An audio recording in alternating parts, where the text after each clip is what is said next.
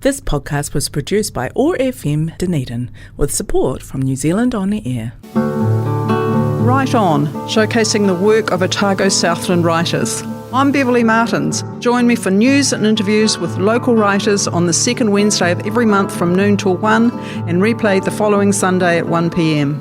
Write On is brought to you by the Otago Southland branch of the New Zealand Society of Authors and kindly supported by the great team at the University Bookshop.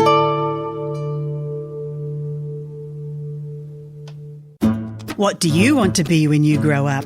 They say you are what you read, and the University Bookshop can help you be whoever you want to be. Do you want to be an athlete? Then sit down with an inspiring sports biography.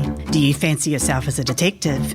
We have a grisly lineup of murder mysteries waiting just for you. Do you aspire to be the world's greatest chef? We have cookbooks to tantalise your taste buds. Do you want to celebrate your inner child? Play up in our fabulous children's room. The University Bookshop, helping you decide what you want to be when you grow up. Hello and welcome to the July edition of Write On with Beverly Martens. Obviously that's me. And this is a show brought to you by the local branch of the New Zealand Society of Authors. And every month we talk to mainly local writers about their work, their practice, new books they've got coming out, etc. So relax, grab yourself a cup of tea and let's get started. So my first guest is a local medical specialist, Mira Harrison. She is lives and resides here in Dunedin, and she has just recently published her first novel. That's not the first work that she's published, but her first novel, 1 in 3, has come out, and it's a great read. So welcome, Mira. Thank you for having me. Oh, you're very welcome. Now, let's talk about the book, particularly the title, because I learned some medical things. I did my nursing training 100 years ago, and there were some things in there that I really related to. We'll come back to that. But the 1 in 3 and the firm were particularly interesting. So can you explain those, please? Yeah, sure. The 1 in 3 comes from the roster that we used to work. The book is entirely based on my own medical experiences training as a junior doctor in the UK more than 30 years ago. And 1 in 3 was describes the fact that we had to work every third night. So if you were lucky, you had a 1 in 3 or a 1 in 4, so working every third or every fourth night. If you were unlucky, you were working every second night, and we worked 1 in 2. So that's where the title comes from, but it also refers to the 3 main characters in the book, the protagonist James and the 2 women with whom he has relationships. So there's kind of a double meaning in the title. Right, and the firm is sort of a trio too, isn't it? Because you have your the junior doctor, the registrar, and another. Yeah, I mean, I think the medical firm is very much a British expression for the team that you work on as a junior doctor, and quite hierarchical. You have the consultant at the top, so that person these days would be called a specialist or an SMO, senior medical officer, but in our day they were the consultant or the boss, and then there would be a registrar, and then there would be sometimes a senior house officer, and then the junior doctor at the bottom of the pile, and James Hartman, my junior doctor, is the houseman on this medical firm at the Royal Southampton Hospital in Southampton in the 1980s. And let's just talk about him, because I think it's fair to say that he is out of his depth in so many ways. He's struggling. Yeah. He's really struggling. He has come through medical school as a bright student, but essentially he's finding it very hard to cope with the number of hours that he works. And just to explain, we did used to work hundreds of hours a week, and you would start sometimes on a weekend on a Friday morning, and you'd be working all the time up until the Monday evening when you got off your shift. Ridiculous. And it was ridiculous hours. You didn't get much sleep. You were attending numerous cardiac arrests all through this time, and other medical medical emergencies on the ward. And James, like most of us, was unprepared for it. You're prepared in some ways as a medical student for some of the procedures and things that you have to do, but you're very, very unprepared. So he's struggling, and the book opens with him leaving the hospital while he's on call to go and visit a sex worker in the local red light district, which is actually a real setting. The hospital, the Royal Southampton, is actually directly adjacent to the red light district in Southampton. So that's quite unusual and unexpected. But I think his reasons behind that are just that he's really quite alone, and he's got a working class background, and some of his colleagues have got the class system comes through very strongly in the book. That is a strong theme in the book. That James is from an ordinary background. He grew up in an ordinary town, Watford, which is just north of London, which is actually where I'm from, and went to what's called a comprehensive or state school. And he is from an ordinary background, and part of his transition, it's a coming of age story, 1 in 3, and part of his coming of age is crossing social classes to become a doctor. So yes, he's got that going on, as well as being tired. Often you don't have time to eat, and if you do, it's crappy canteen food, isn't it? There was actually no canteen food available out of hours. We had a canteen that was open kind of 9 till 5, but out of hours we had to order takeaways from the local. And I tried to show that in the book, that there was no hospital food provided for doctors in those days. Amazing, isn't it? Yes, so I think that, you're right. It's also sort of a transitional time for Britain, which is kind of in the background too. I feel, there's been the Thatcher years, there is the start of the AIDS epidemic in terms of coming over from America, and everyone not quite knowing what the medical protocols are with that. There's sort of like, he when I say he's... And that's the lovely sort of arc that he takes in the book, is that he does become more emotionally intelligent. But when he runs into problems, he's sort of trying to do the right thing in quite an old-fashioned way, but within sort of new circumstances. Yeah, I'm glad you picked up on that, because I tried to show at the beginning of the book that he is struggling, but he's a decent person, and he wants to do the right thing, and he became a doctor because he wants to help people. And I have had responses from readers which I actually found really quite gratifying, that they said, really didn't like James to start with, but as the book went on, they got to understand him, and I took that as a compliment as an author, that I'd showed how, through the 3 parts of this book, how James does learn to cope, and he also matures in other ways. He learns to have better relationships with women. He starts, as I said at the beginning of the book, having leaving the hospital to visit a sex worker, and in the second part of the book, he actually meets a woman and has a mature relationship with her, which is ultimately what changes him. Yeah, absolutely. And he does, he's sort of trying to cope with things that are outside his personal experience, and he loves his parents, but he's embarrassed by them. And I think that's very much of the times where education, you had new opportunities, but it was a question of sort of leaving your background behind. And it's very hard for young people to integrate that, especially in those times, because there was a sort of upward mobility, and of course being a doctor is going to give him that.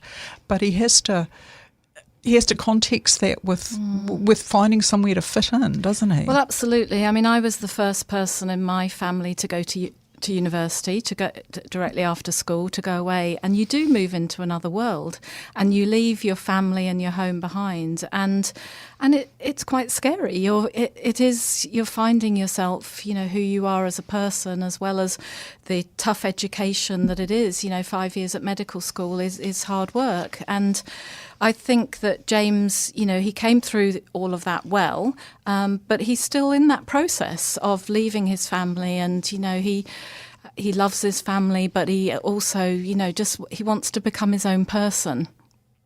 Absolutely. And I think that's why he's so drawn to shall we call her the love interest in the book, Ainsley? Definitely, she is the love interest. Because she comes from New Zealand, so she has a different antipathy and view of things. She is more... She's so different to him. And that is something that often Kiwis find when they do go to England and things, is that they are that sort of breath of fresh air, because they're not buying into the old ways of doing things, and they're not buying into the class system. And also, she's just bloody good at what she does too. So I think James is just blown away by Ainsley because she is different and contradicts every sort of idea he has about a girlfriend. Because I mean, firstly, she's older than him; she's more experienced. I tried to show the sexism that existed in those days in medicine. That we really didn't. When I was training, we had no women consultants. We had very few women at registrar level, particularly in the surgical specialties. So Ainsley coming over to Britain at that time as a trained surgical registrar, he's just very impressed by her, and he learns a lot from her because she has developed her own systems of how she works in medicine, and essentially, that's part of the attraction for him. Let's talk about that hierarchy, because I a little bit older than you, so I did my nursing training in the late 1970s. But even though I was in the new, more advanced, shall we say, ways of training with the comprehensive system through the Polytech, we still did our practical in the Christchurch hospitals.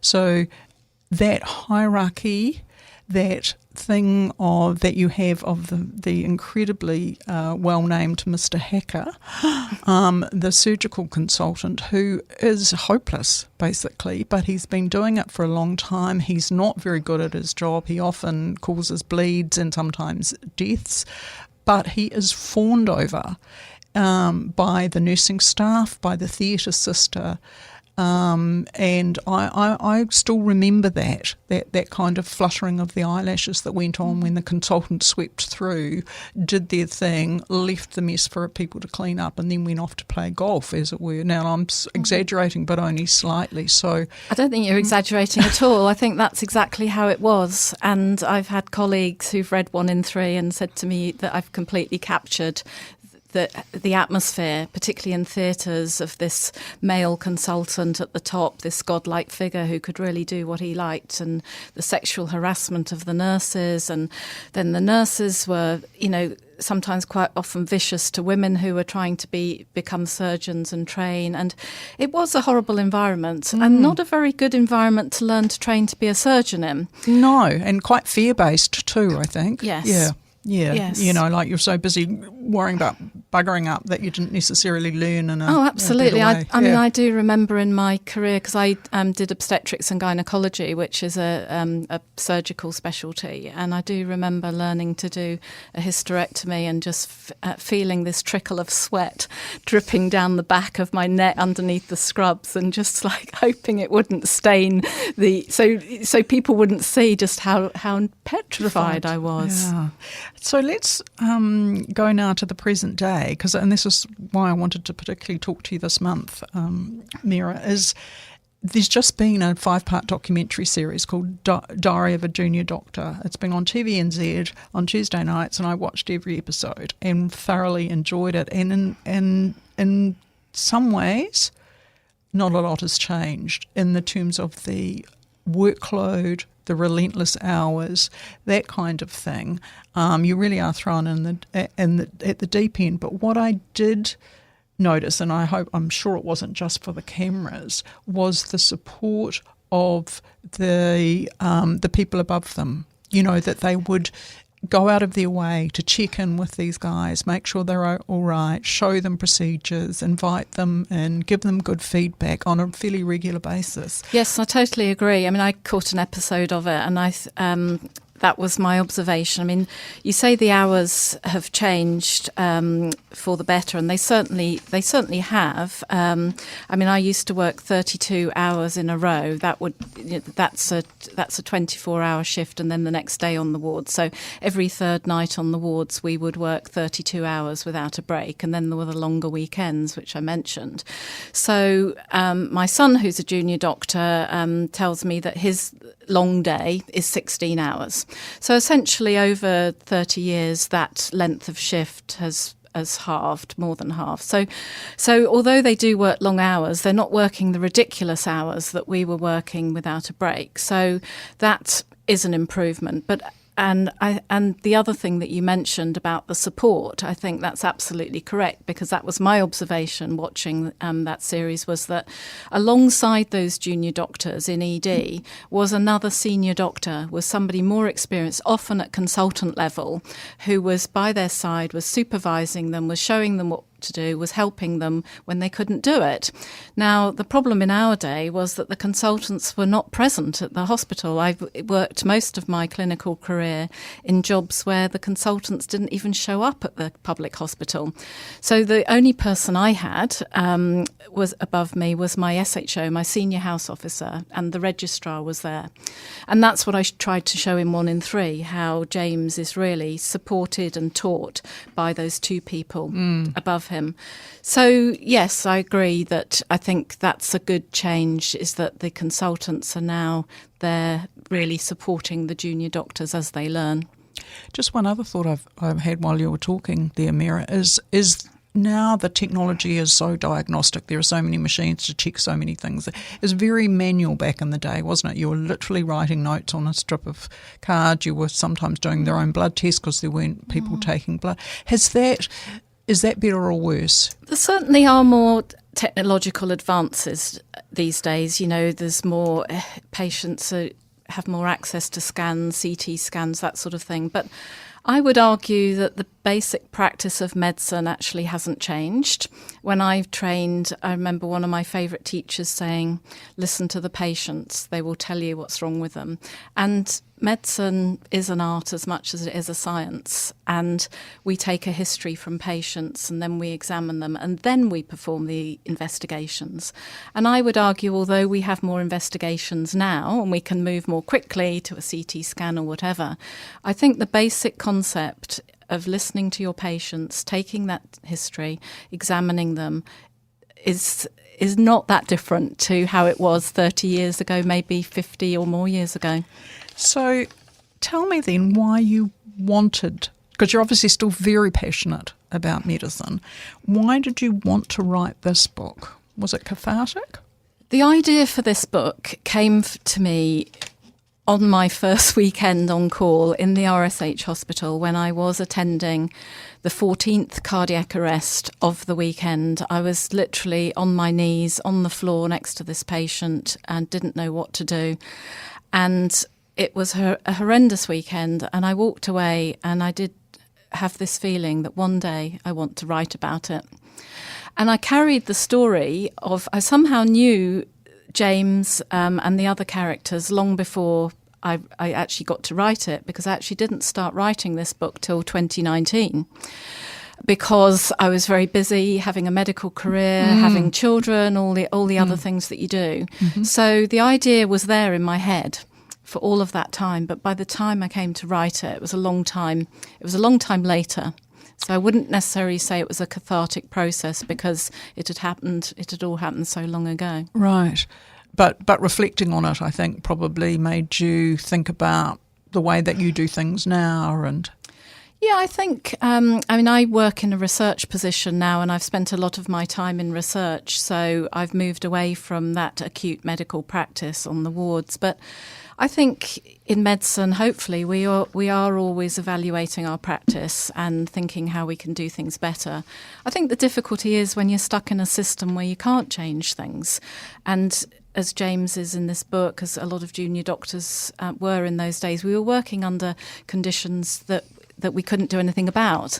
And one of my readers actually emailed me to say, this shows very well how awful it was, but why didn't you complain? Why didn't you do something about it? And my answer to that was, if we had have complained about the sexual harassment, about the long hours, all of these issues, we wouldn't have got the reference for our next job, because the firm you so well described earlier was that boss person, was the person responsible for your next medical job and your whole future medical career. also once you wanted to specialise too, they would help you You know, Absolutely. a good reference is going to get you if you want to be in cardiology or women's health or something like Absolutely. that. Yes, but this is not your first medical book by any means. No. I really thoroughly enjoyed Admissions, which is a collection of short stories, some of them more focused in the sort of women's health area. That was great. That was equally frank and vivid. Really enjoyed that. No, thank you. Yeah. I mean, One in Three is actually my fifth book, but my first novel. But I wrote 2 medical textbooks before I started writing fiction. Although I always wanted to write fiction. From the days I was at high school, I was always writing short stories, and it was a dream always to write a novel. And I always while I was wanting to write One in Three, the thought of writing a novel seemed so overwhelming that I thought, well, I'll start with some short stories. So I started by writing the first story that's in Admissions, which is the story of the receptionist in a public hospital. And then I thought, well, this would actually be quite interesting to write more stories about other women working in the hospital. So that they are 8 characters. They are all women. Many of them work in women's health. It's a very female-centred book. And although it's a collection of short stories, it is almost like a novel in a way because they are linked. And I don't know whether you noticed that the book comes quite round in a circle, that the receptionist at the start of the book is very good friends with the night nurse at the end of the book, and the book ends by them sort of coming back together in the reception area. That's lovely. There's a nice bit of heart in that. Now, see, I'm interested, you saying, well, you didn't know how you'd tackle a novel. I could never tackle a textbook because I would be, I feel there's a lot of peer pressure. You don't want to get anything wrong. Tell me about your textbooks, how you did them and why you did those as well. I actually found writing the textbooks so much easier than writing a novel, and I'll tell you why. It's the thing about a textbook is that it has to be completely evidence-based. So Medicines for Women, my first textbook, is a 19-chapter textbook, and I worked with international authors who were each specialist in the area they wrote about in the book. So I wrote one of the chapters, but they submitted the other chapters and I edited and reviewed them. But everything you put in a textbook has to be correct. It has to be based on the available evidence. Whereas when you write a novel, and this is a wonderful thing about writing a novel, is that you can entirely make it up. You've got that creative freedom. You don't have to cite any references, and that's wonderful. But it's also harder because facts are easier to deal with sometimes. And I did find that although the process of writing those textbooks, it's a lot of work, it's just a bit more regulated, I guess, and you check the references and you check the facts, whereas I think with a novel you've got far more free rein. You can write a novel however you want to write it. You don't always have to start in the same way. And so I think overall it was quite good starting with those textbooks because that was a discipline, was a process of how to get a book together. But the thing in that is you've got collegial support because you've got peers Yes. that are contributing and things like that. The other thing that I think people underestimate writing a novel is the emotional journey, what it brings up and how you want to convey the emotional journey of the characters on the page, because that's what makes great reading. I mean, you are in a sense writing what you know, but you're on your own when you write fiction. Yes. Whether it's a short story or a novel, you are on your own. Yeah, because I always start from the story that's within me that I want to tell, and that is my story, and no one else can tell you how to. Editors can make suggestions, but no one can tell you really what your story is or how you should write it. You've got to work that all out by yourself. And it is as many writers listening might know, that it's a very long and lonely business, and sometimes it takes years. And with One in Three, I started writing it in 2019 after thinking about it for 30 years, and then there were years of drafts and of manuscripts being rejected, and it's a real process, and you get very harsh reviews, and again you deal with that all mainly on your own, with your supportive friends and family handing you the box of tissues. But yes, that is a big difference between writing. When you write in science, you often do write collegially and collaboratively, but fiction, I do feel it's a solitary endeavour. And the other thing is the publishing process. You don't start a textbook unless you know there's an audience for it, there's a gap in the market, and you've got a publisher lined up. Yeah, basically. usually the publishers come to you with the idea, or they accept your proposal, whereas exactly right, with a novel, you just are putting it out there. Your agent, if you're lucky enough to have an agent, sends it away to publishers, and it can, it took years for, it was sort of 5 years for 1 in 3 that till I found a publisher. Well, good on you for your tenacity. You've clearly got that. So speaking of tenacity and discipline, what is your creative practice? Like, how do you do your creative writing? When and how? These days, I'm able to be quite organised because I don't have children at home, and I work part-time at the university hospital in a research position, so my hours are quite defined. So essentially I'm doing my medicine and my science in the mornings, and I'm doing my writing, my creative writing in the afternoons. So I structure my day that I've always found I write better in the afternoons, which is something people find strange, because almost every other writer says, I get up early in the morning and I write best in the morning. Before life creeps in. Yeah, but for me, I've always needed to get life out of the way before I can enter the creative, turn on my creative brain and go to that place that I need to go to write fiction. So for me, I've always found that getting all my medical work done, all the sort of chores of life and all of those things sorted, that it then frees me up. And I think for that reason, I write best between 3 o'clock in the afternoon and 6 o'clock in the evening. Gosh, that's really interesting. It almost sounds like you give yourself permission. It's like, right, I'll do the chores and I'll do the work and everything, and then I'm allowed. I think that is, and I think that a lot of people, perhaps women in particular, who have busy lives and a lot of other demands on them, we as writers have to create that space for ourselves. Virginia Woolf famously said, you need a room of your own. And I think whether you're a woman or a man or any other gender, I think you need space to write, and you need, in the creative process, it's so different to writing other scientific things, as we've just discussed. You need the space and the time to actually be free in your head to write. So, bearing that in mind, that you have kind of sorted your routines and things, are you working on a new project, Mira? I am. I'm working on my second novel, which is called 8 Floors, which I actually started a few years ago during one of the times when 1 in 3 was being sent out to publishers, and that was off my desk for a while. I wanted to write something completely different. So I decided this novel, it's set 50 years in the future. So it's a speculative fiction book, and it's set in a hotel. It's set in a waterfront luxury hotel on an unnamed island in the South Pacific. Okay.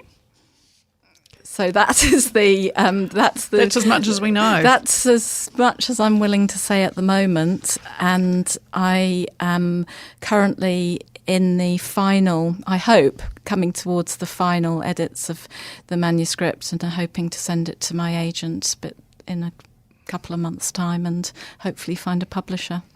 Wow, good luck with that. Now, just changing tack slightly, I understand that you have put your hand up, and we really appreciate that from the local branch of the Society of Authors, is that you are going to be organising Courage Day this year. Yes, I am. I mean, for those listeners who are not familiar with Courage Day, it's also known as International Day of the Imprisoned Writer, and it's observed annually on November the 15th around the world.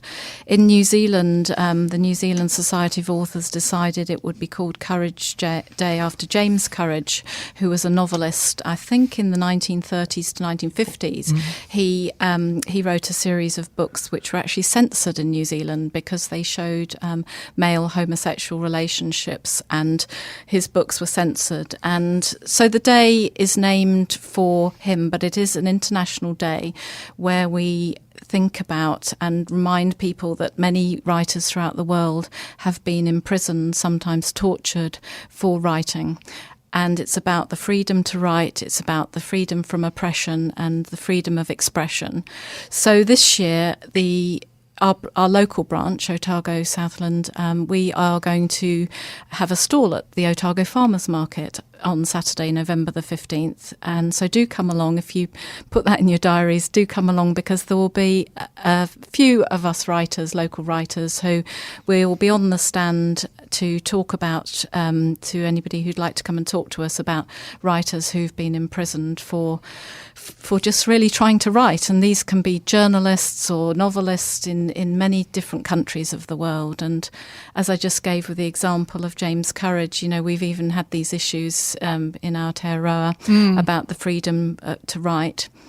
And with the symbol of Courage Day is an empty chair, and we might try to bring along to the market an empty chair and that symbolises those writers in our community who are absent because they've been imprisoned and isolated for expressing their opinion in their work. And of course that is an ongoing issue with all the troubles around the world and various countries and things like that. That is not that is not something, sadly, that has changed. There are imprisoned writers all around the world. Absolutely. I mean, every year, PEN, which is the international branch of the Society for Authors, they identify writers in many countries around the world. We're seeing it in so many countries, including the Middle East at the moment, journalists in particular who are killed, tortured, imprisoned for reporting and writing on the truth. Exactly. Well, thank you very much, Mira. It's been a pleasure to chat. All the best with 1 and 3. It's available in good bookstores around the country and in Dunedin as we speak. Let's end now on a Kiwi music track of your choosing. Tell us what you've chosen and why. Well, I've chosen. You asked me to choose my favourite song by a Kiwi artist, and Split Ends were always my favourite Kiwi band, and it kind of links back to the 1980s when 1 and 3 is set, because we were listening to them then. And I love Tim Finn and Neil Finn. I love their voice and I love their music. So, and this I Hope I Never is one of my favourite songs. And it's the version we've got for you is off their 40th anniversary compilation of their seminal album True Colours. So thanks again, Mira, and we're going to go out with Split Ends singing I Hope I Never.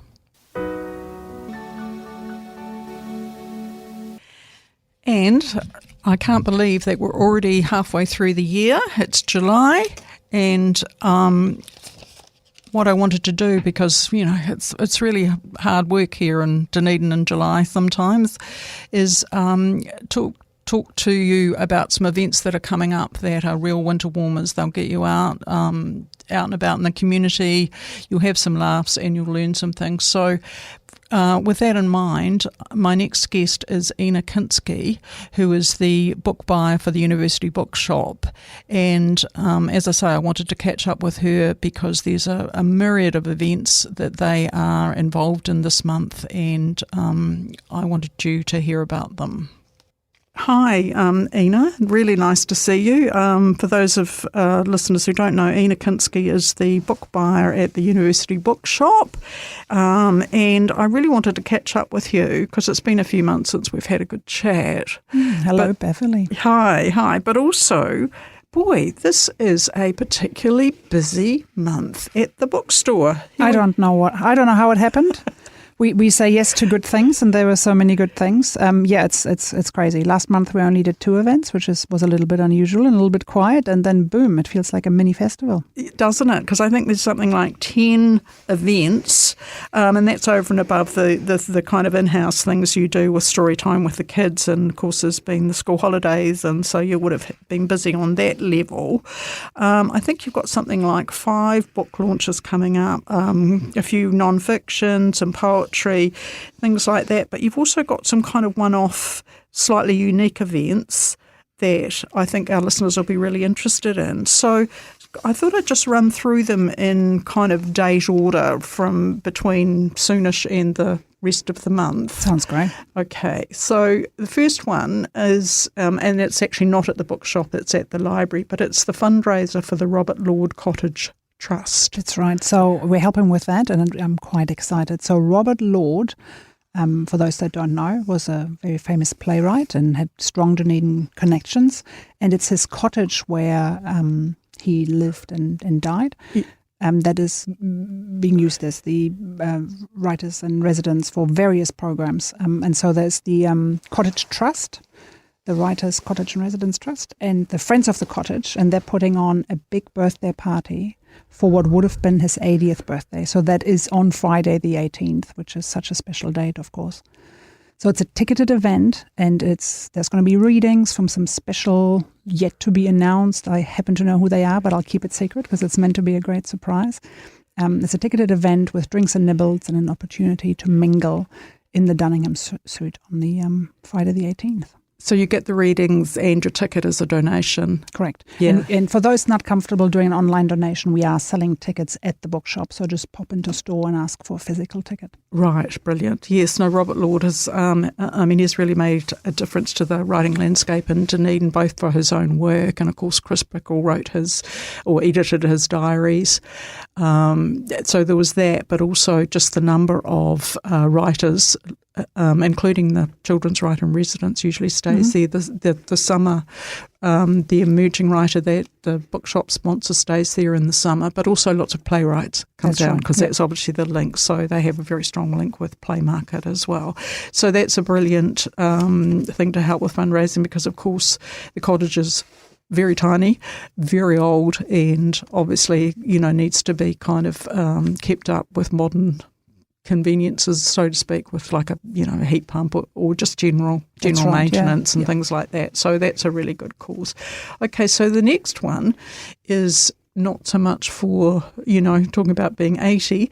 This is the other end of the scale, probably up to 8-year-olds, because it's the Teddy Bear Sleepover. Now, this is the second year that you've done that after last year's great success. So can you explain to listeners what it is? Because it's an unusual concept, yeah? Yeah, it's an unusual concept. It's really aimed at quite young children to introduce to them the idea of a sleepover. So to put everyone's mind at ease, no, we are not keeping any children in the bookshop overnight. The creatures sleeping over are the teddies, and we are really using the opportunity for kids to have a great experience about being the ones in charge, because they are arriving and they're checking their teddy in with one of our 4 wonderful sleepy storytellers, and are going through the process of getting them ready for bed. There's shoe boxes that we're converting into little teddy beds. And of course, there'll be stories and all those sort of things. So we're doing a tuck-in on the Saturday, and then a breakfast and pick-up on the Sunday morning. And I'm really pleased because the breakfast this year is coming from one of our favorite food producers in town, the Edger Cafe. So that'll be exciting. It's also a ticketed event. It's more so that we can get a handle on numbers. So it's $5 per teddy, but those tickets turn into a voucher. So up until after Christmas, you can actually use them against the purchase. So am I right in thinking that this is a kind of role modelling in a way, so that when children, because I remember when I was a child, my brother's best friend at school, this is his 5-year-old party, and she came to sleep over apparently, but she was so distraught and upset that the parents had to be called because it was her first separation from her parents. So by having the children do that, they then understand or get comfortable with the idea of them being able to do it themselves with their own friends. Is that sort of what you're... Yeah, I guess. So we started with the fun aspect of it and having... giving authors an opportunity to have a really fun, captive audience. So the sleepover part, and I guess the psychology of it, as a parent, I totally agree with you. It's one of those things that you want to go well the first time it happens. But for me, the magic really is that those children get treated like a teddy parent. So they get treated like an authority. They get interviewed when they come in about, so what is your teddy like? And what should we do if they wake up in the middle of the night? Do they have a favorite book that we should read to them? Like, is there anything we need to know? So it's this being the authority and in charge of another creature when they're usually quite little people. Yeah, because in a way you would think separating your teddy from yourself is quite hard at that age too, on a different level. You know, there could be the sort of teddy goes everywhere with me sort of thing. So to hand them over is quite interesting for them to go through that process. So of course you do lots of reassurance with them. Yeah, I agree. Though my daughter last year, she was 5.5 when we did this, and she basically said none of my teddies are old enough to go on a sleepover. And she, sent a lesser toy on this adventure. So, there's ways around that. I mean, we don't recommend that you bring the teddy that is then needed at night, because no one's going to be able to rescue your toy if you need it at midnight. But oh, I love that conversation with your daughter. You'll have to remind her of that when she's a bit older and say that maybe she's not old enough to go whatever she wants to do at that time. No, this year, though, the favourite toy is going this year, because she's put a lot of thought into that. It should be the fox who should have this experience. See, isn't that charming? So the whole event is actually really charming, and it's great that some of the local children's authors are giving up their time to read stories and books and things to the participants. So there is still some room there? There is some room. Last count I had, there were about 10 tickets left. So don't leave it too late. Right. I guess we don't want to disappoint anyone, but it's great to have a sellout event. That's what we want. Yeah, excellent. And then, so that's 19 to the night of the 19th of July. The next thing, I'm just going to go chronologically here, otherwise we'll lose track because there's so many things on, is something a little bit different, but a particularly interesting local kind of capturing of something that the University of Otago do, and that is their annual creative writer competition, which is open to current students, staff and alumni. And that's been going quite successfully for 5 years now. And so they've brought everything together. I don't know if they've got everything. I imagine they've got all the finalists or something like that in terms of this anthology that they are producing. The humanities division is in charge of that, and that's called Writer. Correct. And that's on the 23rd of July. That's a Wednesday evening, correct? That's right, at 6 p.m. So that will draw a good local crowd for that. I'd hope so. I mean, I would hope that a lot of people that have contributed, even if they didn't win, but if they took part in the competition, would show up for this, because it's such a special thing. So it's supported by the writing competition itself, and this publication is supported by so many organisations in the city that I think it'll be a great community event. Absolutely. It's one of those really collaborative things, because there's you guys, there's the City of Literature team, there's the University Press, and of course there's the Otago Daily Times as well, because they published the winning one, I think, over the summer, from what I remember. So that's another great one. And then in terms of events, I think I'll just do one more, because it's of particular interest to me, and it is for all our book nerds, of which there are many. That is the Book Lovers Quiz Night. Now, that you started last year, and it's on again this year, right at the end of the month, on the 31st of July. I know it was a hell of a lot of work. Ina, why did you want to do it again? Because sometimes a lot of work is really worth it. And I think it's one of those events. It was so heartwarming. I tell you what happened. I had a conversation with Nicola Cummins, probably early in the year, shortly after I came back from a break, so let's say late January. And it was a careful me knocking on the door saying, would you want to do it again? And she said, I've been looking forward to you asking me. Oh, great. So isn't that wonderful? So it really is. Everyone that was involved last year is super keen to do it again. Getting the band back together. Absolutely. Yeah. And it's including the staff, all the MCs, the cafe. We'll do it again at Edjo on 333 George Street, so not in the bookshop. So there's really no good reason to say no when everyone is so enthusiastic. And to be fair, a lot of the hard work has been done. It's also really easy dealing with all of our lovely suppliers and publishers, because they got a report last year that they can lean on, and it was just yeses all around. So you mean in terms of getting the prizes and things together? And picking books that are going to be highlighted and coming up with rounds. And, it's actually not that hard. There's there's a lot of time saving and having done it once, so we're not reinventing the wheel. Yeah, so you've got a great template. Now, am I right in thinking that last year it was a fundraiser for Liz Breslin going to Boston, or was that was another Arjo event? Yeah. Okay. So we didn't fundraise for anyone last year, but we did discuss it quite a lot, both during it, and couldn't really come up with who we would want to support. But I don't remember I don't know if you recall, but we had quite a successful event around a book called Coffee Creations up at Grid Coffee earlier this year, and started working with the Night Shelter Trust. And I feel it's an organization that's really well aligned with what we do and how we want to do things. So we're throwing our support behind them.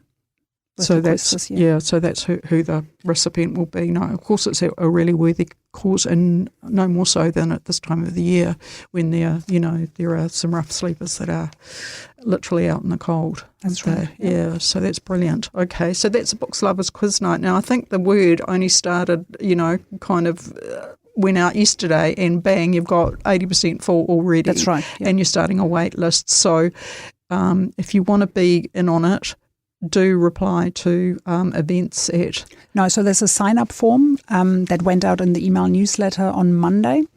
And if you jump on Facebook, there's the sign-up link as well. So because we have to ask how many people are coming. How many people are coming in a team. And if you want to be in a team or an individual one. But if people really can't find it, by all means, just send an email and we'll sort you out. Yeah.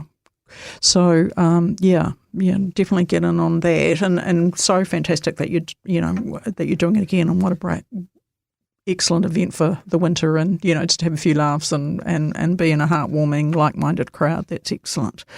So that's kind of the events that I wanted to. Can I say one thing on the cover? quiz? Absolutely. Yeah. I'm quite proud of this. So we'll always have a team that's made up of people who don't have a full team. So I really want to encourage, if this sounds like you, but you have a husband who's not into books and you don't really have that many friends that would want to go to a quiz, but you are keen, get in touch and we'll add you to the Book Lovers team. So this is a like-minded group of strangers that will play together. Yeah, who will be friends or have fallen out over arguing over an answer by the end of the night, but more likely to be friends, I think. That's excellent. Thank you, Ina. Always a pleasure to chat. And I wanted to just sort of sign off by talking about your book of the month, which I couldn't endorse more strongly than you already have, which is The Good Father by Liam McIlvaney. He is, as most of you know, a strong Dunedinite now and Stewart Professor of Scottish Studies at the university, and his career is going from strength to strength. He's also on almost a world tour with that book at the moment, isn't he? Yeah. What a book. I cannot recommend it highly enough. And I struggled because I have a child that age. Right. So it is a tough read, but you'll be rewarded, so stick with it. The other endorsement I can give, I take a lot of books home and say to my husband, I think you'd enjoy that. And there's not a lot of books that get finished, but he did finish that one. Right, excellent. Yeah, I look forward to talking to Liam at some stage. By the time I was trying to get hold of him, he was off around the world, as it were. He's doing a lot of promotion in England and Scotland, of course, where he's from, but also sort of stops on the way. Interesting places like Hong Kong and things. Yeah, I saw that, yeah. Yeah, I'd like to catch up with him when he gets back. Yeah, what a great thing the Dunedin City of Literature has done there to support that. So yeah, excellent. Very good. So things are very alive and well at the bookstore. Call in and browse, or please come to one of these events and bring a friend. Yeah? Sounds great. Okay. Lovely to talk, Ina. Thank you. See you soon. Bye. What do you want to be when you grow up? They say you are what you read, and the University Bookshop can help you be whoever you want to be. Do you want to be an athlete? Then sit down with an inspiring sports biography. Do you fancy yourself as a detective? We have a grisly lineup of murder mysteries waiting just for you. Do you aspire to be the world's greatest chef? We have cookbooks to tantalise your taste buds. Do you want to celebrate your inner child? Play up in our fabulous children's room. The University Bookshop, helping you decide what you want to be when you grow up. And that is this month's show. My heartfelt thanks to both Mira Harrison and Ina Kinski, and for you all for listening. So I'm going to play us out now with a track by The Eastern, aptly entitled Wait Out the Winter, which is certainly what we're doing here in Dunedin. So enjoy that. Talk to you next month, and meanwhile keep reading, keep writing, and keep warm. Ka kite.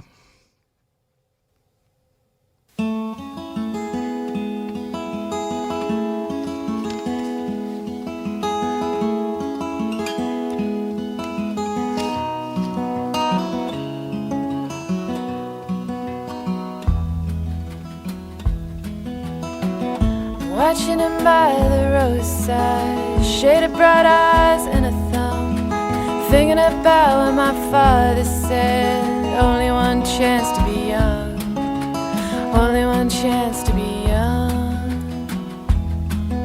My sweet peace of mind, guess I've been gone too long. If I ask you for forgiveness, can I come on home to wait out the winter a while?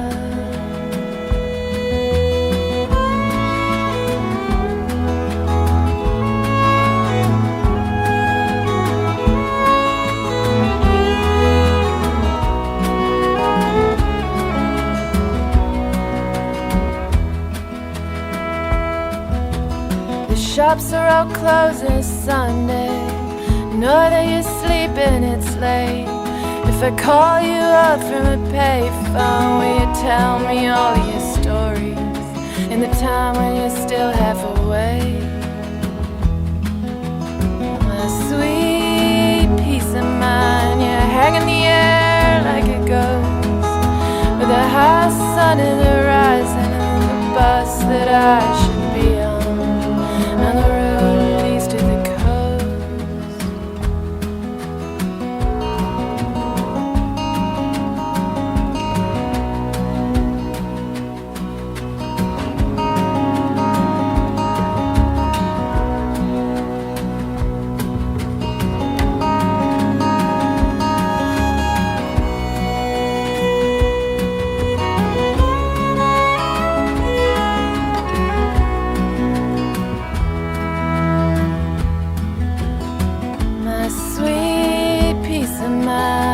guess I've been gone too long.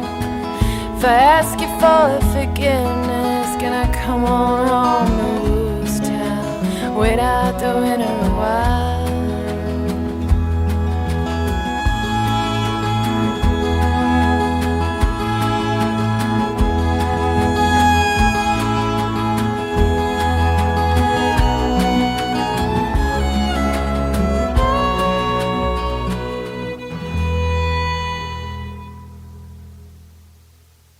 This podcast was produced by OAR FM Dunedin with support from New Zealand On the Air.